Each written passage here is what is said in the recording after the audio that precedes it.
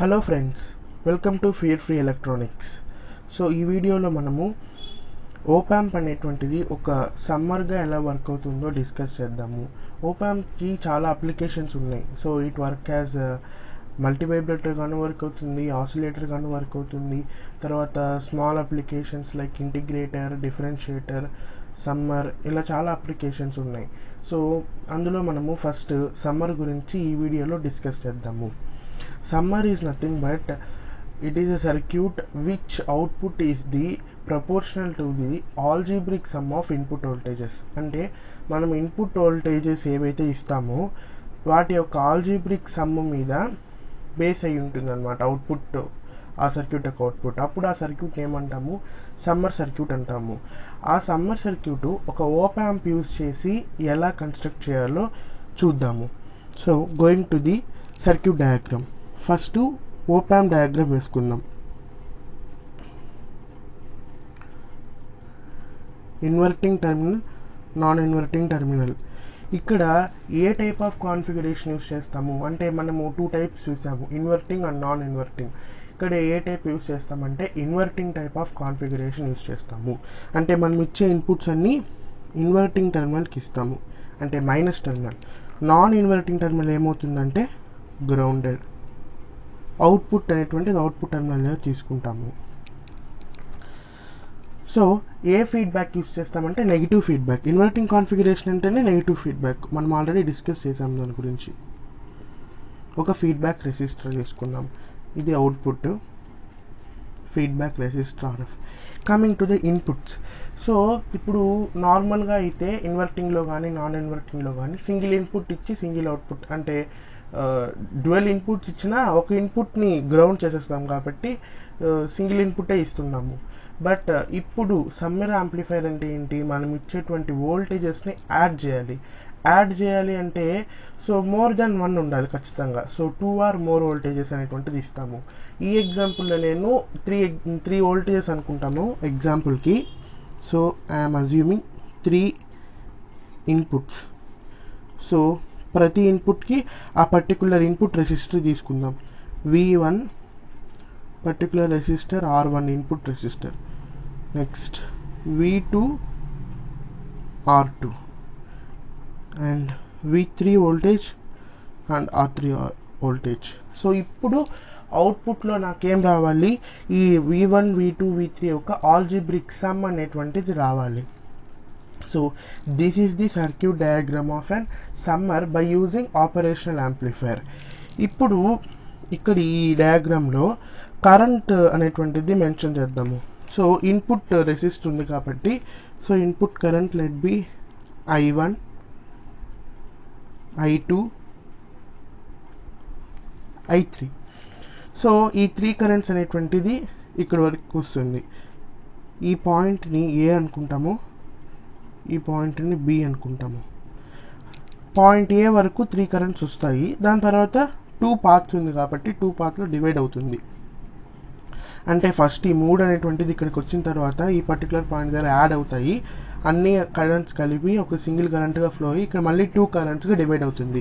So నేను input current అంటే ఓపాంప్లోకి వెళ్ళే కరెంట్ని ఐ అనుకుంటాను, అండ్ ఇక్కడ ఫీడ్బ్యాక్ రెసిస్టర్లోకి వెళ్ళేదాన్ని ఫీడ్బ్యాక్ కరెంట్ ఐఎఫ్ అనుకుంటాను. So these are the currents. ఇప్పుడు ఈ సర్క్యూట్ అనేటువంటిది సమ్మర్గా అసలు ఎలా వర్క్ అవుతుందో సో డిస్కస్ చేద్దాము. Okay, from circuit diagram. So circuit diagram నుంచి ఏం రాసుకుందామంటే అట్ పాయింట్ ఏ, అంటే మనము 2 పాయింట్స్ అజ్యూమ్ చేసుకున్నాం, point A and point B అనేసి.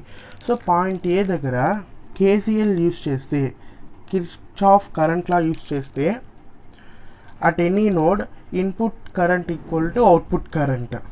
సో ఇన్పుట్ కరెంట్ ఏంటి అంటే ఆ పాయింట్ దగ్గరికి ఇన్కమింగ్ కరెంట్స్ ఏమేమి వస్తున్నాయంటే I1, I2, I3.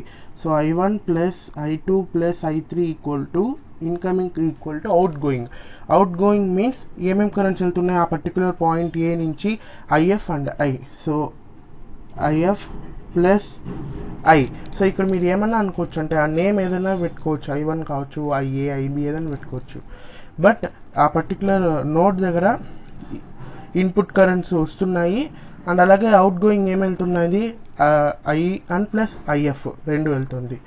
సో ఇప్పుడు మనం ఆల్రెడీ వర్చువల్ గ్రౌండ్ అనే కాన్సెప్ట్ డిస్కస్ చేసాము. ఇది ఏ ఓప్ యాంప్ అంటే ideal op amp. Ideal op యాంప్లో వర్చువల్ గ్రౌండ్ అనే కాన్సెప్ట్ వస్తుంది.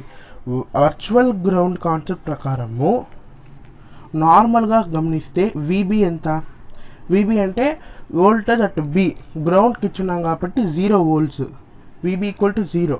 From virtual ground we can write VA also 0. ఇక్కడ ఏ వోల్టేజ్ ఉంటుందో సో ఈ పాయింట్ దగ్గర కూడా ఇన్వర్టింగ్ పాయింట్ దగ్గర కూడా సేమ్ అదే వోల్టేజ్ ఉంటుందని మనం ఆల్రెడీ వర్చువల్ గ్రౌండ్లో డిస్కస్ చేసాము. So VA is equal to 0 అయిపోతుంది. వై, విబి ఈజ్ 0, విబి 0 కాబట్టి విఏ ఆల్సో 0. ఇది గుర్తుపెట్టుకోండి. ఇప్పుడు విఏ 0 అయితే, ఇక్కడ విఏ అనేటువంటి 0 అయితే అసలు ఈ ఓప్ యాంప్లోకి కరెంట్ అనేటువంటిది వెళ్ళదు. అంటే input current become 0. That means which tends to I0. So ఇప్పుడు ఈక్వేషన్లో I0 అయితే ఆ ఈక్వేషన్ ఏమవుతుంది, IF equal to I1 plus I2 plus I3. Okay, so ఇప్పుడు IF అంటే ఏంటి, IF means the current flowing from this direction, ఈ డైరెక్షన్లో flow అయ్యే కరెంట్. సో కరెంట్ని in the form of voltage and resistance రాసుకోవాలంటే ఎట్లా రాసుకుంటాము, వోల్టేజ్ బై రెసిస్టెన్స్ రాసుకుంటాము.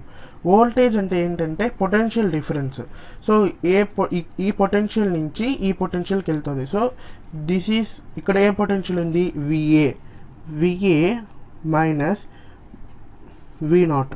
ఎప్పుడు కరెంట్ ఎలా ఫ్లో అవుతుందంటే higher potential to lower potential. So difference అనేటువంటి దానిలో తీసుకోవాలి. ఎక్కడి నుంచి వెళ్తుంది, ఏ పాయింట్ నుంచి వెళ్తుంది కాబట్టి VA minus V0 by resistance RF. సిమిలర్గా I1, I2, I3 కూడా రాసుకుంటాం. సో ఈ వోల్టేజ్ ఎలా వెళ్తున్నాయి, V1 టు ఈ పాయింట్ అంటే V1 potential minus V1 minus VA by R1, V1 minus VA by R1 plus V2 minus VA by R2 plus V3 minus VA by R3. So as we know VA is equal to 0.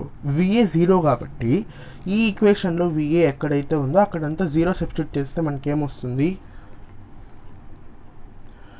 Minus V0 by RF equal to V1 by R1 plus V2 by R2 plus V3 by R3. So నేను next step ఇక్కడ వేస్తాను left side.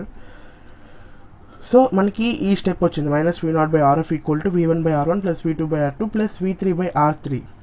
ఇప్పుడు very important condition, అంటే ఈ ఓప్ amp ఈ circuit అనేటువంటిది సమ్మర్గా work అవ్వాలంటే ఈ కండిషన్ ఖచ్చితంగా ఒబే చేయాలి. ఏంటి ఆ కండిషన్ అంటే very important, RF equal to అంటే ఫీడ్బ్యాక్ రెసిస్టెన్స్ ఏదైతే తీసుకుంటామో ఇన్పుట్ రెసిస్టెన్స్ అన్నీ అవే వాల్యూ ఉండాలి.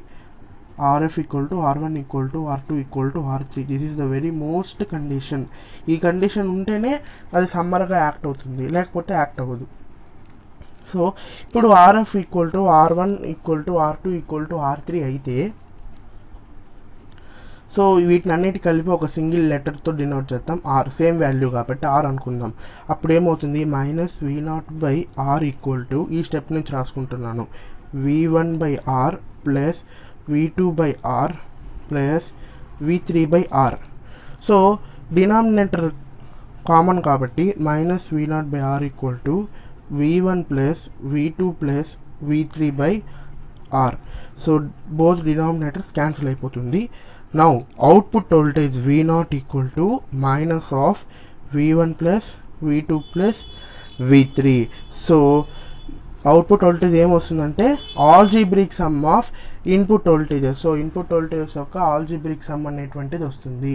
సో ఇప్పుడు ఈ సర్క్యూట్ అనేది ఎలా వర్క్ అవుతుంది, సమ్మర్గా యాక్ట్ అవుతుంది. బట్ ఇక్కడ మనకి మైనస్ వస్తుంది, ఎందుకంటే ఈ minus represents that output signal is inverting. ఒకవేళ మనము ఏసీ సిగ్నల్ ఇచ్చామనుకోండి ఇన్వర్ట్ అయ్యి వస్తుంది, డీసీ సిగ్నల్ ఇస్తే కూడా మైనస్లో వస్తుంది. ఎందుకంటే ఇక్కడ మనం ఏ కాన్ఫిగరేషన్ యూస్ చేసాము, ఇన్వర్టింగ్ కాన్ఫిగరేషన్. ఇన్పుట్ ఇన్వర్టింగ్ టర్మినల్కి ఇచ్చున్నాము, నెగిటివ్ ఫీడ్బ్యాక్ ఇచ్చున్నాము. సో ఇన్వర్టింగ్ కాన్ఫిగరేషన్ యూస్ చేసాము కాబట్టి అవుట్పుట్కి ఇన్పుట్కి మధ్యలో 180 degrees ఫేస్ షిఫ్ట్ ఉంటుంది. సో అందుకే మైనస్ వస్తుంది. ఈ మ్యాగ్నిట్యూడ్ అనేటువంటిది సేమ్గానే ఉంటుంది. ఇప్పుడు for example I'm giving 1 volt 2 volt 3 volt అనుకుంటాను, అవుట్పుట్ నాకేమొస్తుంది 6 volt వస్తుంది. అలాగే ఇక్కడ నేను త్రీ మాత్రమే తీసుకున్నాను ఎగ్జామ్లో, 3 కాకుండా మీరు ఏదైనా తీసుకోవచ్చు, 2 or మోర్ దెన్ 3 తీసుకోవచ్చు. బట్ అంటే ఎన్నైనా తీసుకోవచ్చు అన్నాను, కానీ సమ్ లిమిట్ ఉంటుంది కదా. అవుట్పుట్ వోల్టేజ్ అనేటువంటిది ఎంతైనా వస్తుందా అంటే for example 100 volts plus 100 volts is equal to 200 volts వస్తుందా అంటే రాదు. ఎందుకంటే అది దేని మీద డిపెండ్ అయి ఉంటుందంటే బేస్డ్ ఆన్ పవర్ సప్లైస్. మనము ఈ సర్క్యూట్ డయాగ్రామ్లో ఇది కూడా గుర్తుపెట్టుకోవాలి, ఎప్పుడు కూడా పవర్ సప్లైస్ ఇస్తాము,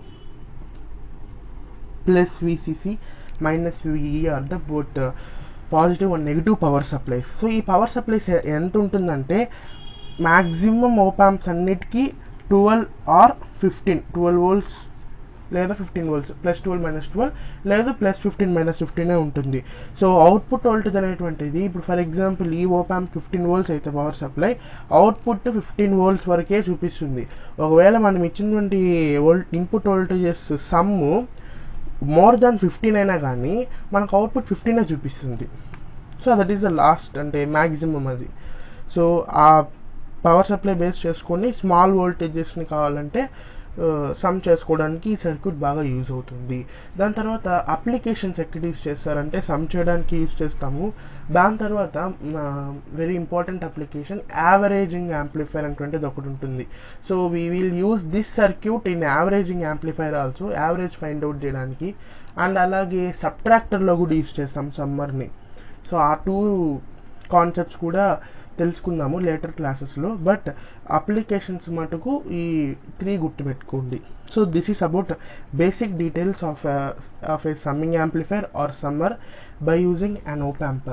So thank you for watching this video. If you like this, please like, share and subscribe and support my channel. Thank you friends.